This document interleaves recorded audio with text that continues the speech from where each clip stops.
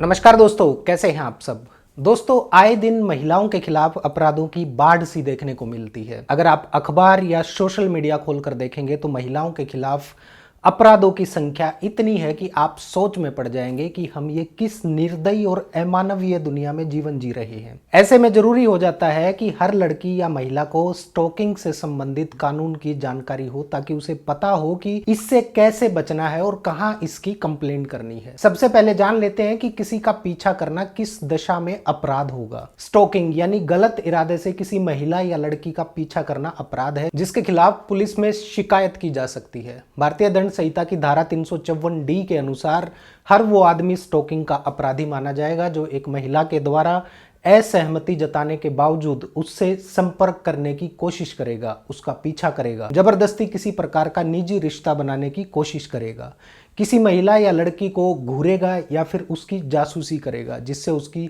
मानसिक शांति भंग हो रही हो और किसी प्रकार की हिंसा का डर पैदा हो रहा हो। इतना ही नहीं, इस धारा के तहत साइबर स्टॉकिंग को भी अपराध माना गया है। दोस्तों, आप माने या ना माने, लेकिन स्टॉकिंग या पीछा करना एक ऐसी समस्या है जिससे हर दिन बहुत सारी महिलाओं और लड़कियों को दो चार होना पड़ता है। आपकी जानकारी के लिए बता दूं कि साल 2013 में इंडियन पिनल कोड में एक अमेंडमेंट किया गया था जिसमें सेक्शन 354D जोड़ दिया गया था, जिसके तहत स्टॉकिंग यानी किसी लड़की या महिला का पीछा करने को अपराध बना दिया गया था। इन अपराधों की संख्या इतनी ज्यादा है कि अगर हम NCRB के आंकड़ों पर नजर डालें तो इन अपराधों की संख्या साल 2022 के दौरान लगभग 14,075 ऐसे मामले सामने आए हैं जिनका संबंध स्टॉकिंग से है। हम सब जानते हैं कि आज के समय में पुलिस कंप्लेंट करना या किसी अपराध की शिकायत करना कितना मुश्किल काम है।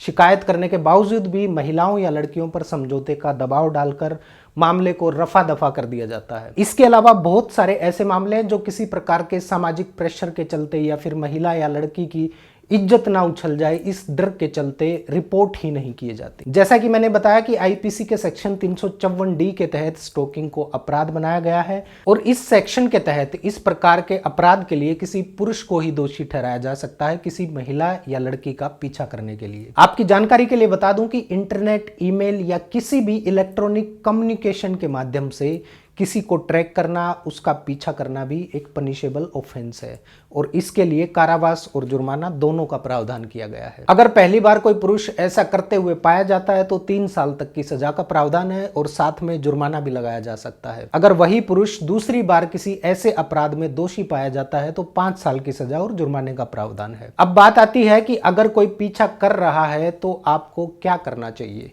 सबसे पहले जैसे ही आपको पता चलता है कि कोई आपका पीछा कर रहा है, आपको स्टॉक कर रहा है, तो तुरंत 1091 पर कॉल करके शिकायत दर्ज करवाएं। अगर पीछा करने वाला आपका कोई जानकार है तो नजदीकी पुलिस स्टेशन में शिकायत जरूर दर्ज करानी चाहिए।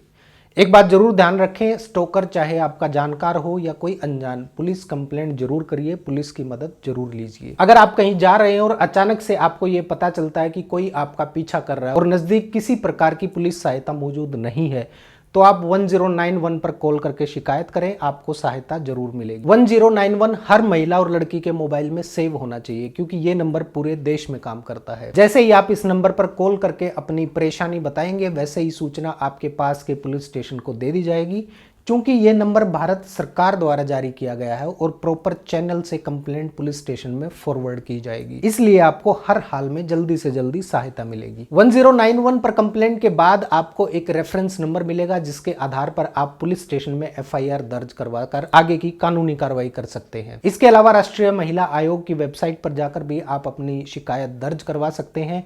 इसके बाद आपको एक शिकायत नंबर मिलेगा। महिला आयोग में शिकायत करने के बाद लगभग 10 दिन में आयोग आपकी समस्या का निस्तारण कर देगा। पीड़ित महिला अगर चाहे तो शिकायत नंबर के आधार पर आप महिला आयोग से कांटेक्ट करके पुलिस में शिकायत करने की प्रक्रिया के बारे में भी जानकारी ले सकते हैं। इसके अलावा अगर आप किसी सुनसान रास्ते का प्रयोग कर रही हैं तो कोशिश करें कि वो रास्ता बदल लें। सुरक्षा की दृष्टि से अगर संभव हो तो अपना मोबाइल नंबर जरूर बदल लें और अपने पासवर्ड भी बदल लें। अगर कोई पीछा कर रहा है तो आप तुरंत किसी भीड़ भाड़ वाली जगह पर जाने की कोशिश करें।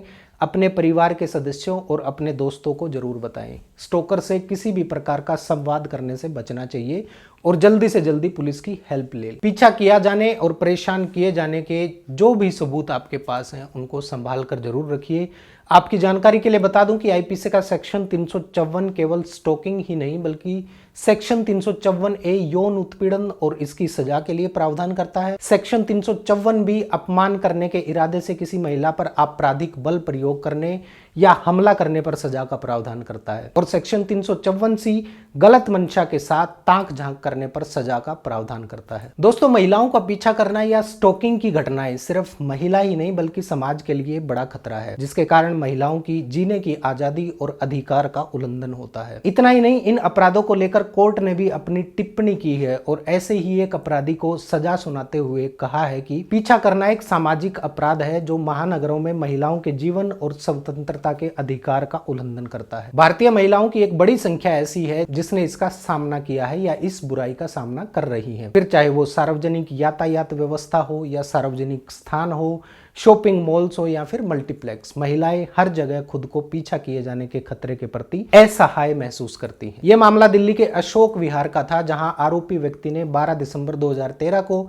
एक महिला का पीछा किया था जो उससे उम्र में काफी बड़ी थी। महिला की ओर से कोई रुचि ना होने के स्पष्ट संकेत दिए जाने के बावजूद आरोपी पीछा कर रहा था। पीड़िता पक्ष के अनुसार आरोपी ने शराब के नशे में उसे रोका भी और उसे भद्दी गालियां दी। इसके अलावा आरोपी शिकायतकर्ता को लगातार फोन करके मिलने के लिए दबाव बना रहा था। दोस्तों, ये अपराध भले ही सुनने में बड़े ही आम से लगते हों, लेकिन आप सोच कर देखिए कि उस महिला या लड़की के दिल और दिमाग पर क्या बीत रही होगी जो ऐसी परिस्थितियों का सामना कर रही है। उसके दिल और दिमाग में एक पुरुष के प्रति कैसे विचार पैदा हो रहे होंगे जब कोई अनइनवाइटेड पर्सन उसके पीछे लगा हो और चारों ओर से पुरुषों से घिरे होने के बावजूद वो डरी हुई सी महसूस कर रही हो। यही हकीकत है हमारे पुरुष प्रधान समाज की। कुछ लोगों को बुरा लग सकता है, लेकिन जब से इंसान पैदा हुआ है, एक पुरुष हमेशा से महिला को सुरक्षा देता आया है और यही समाज तंत्र का भी नियम है। अब जब आज के समय में एक महिला के लिए पुरुष ही एक बड़ा खतरा बन चुका है, तो आप इस समाज तंत्र को किस भाषा में परिभाषित करेंगे?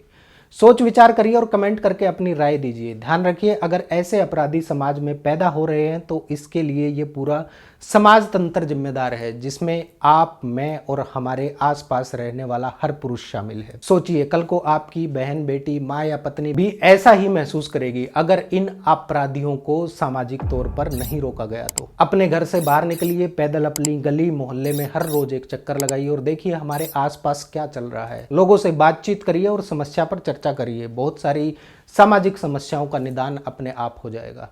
नमस्कार।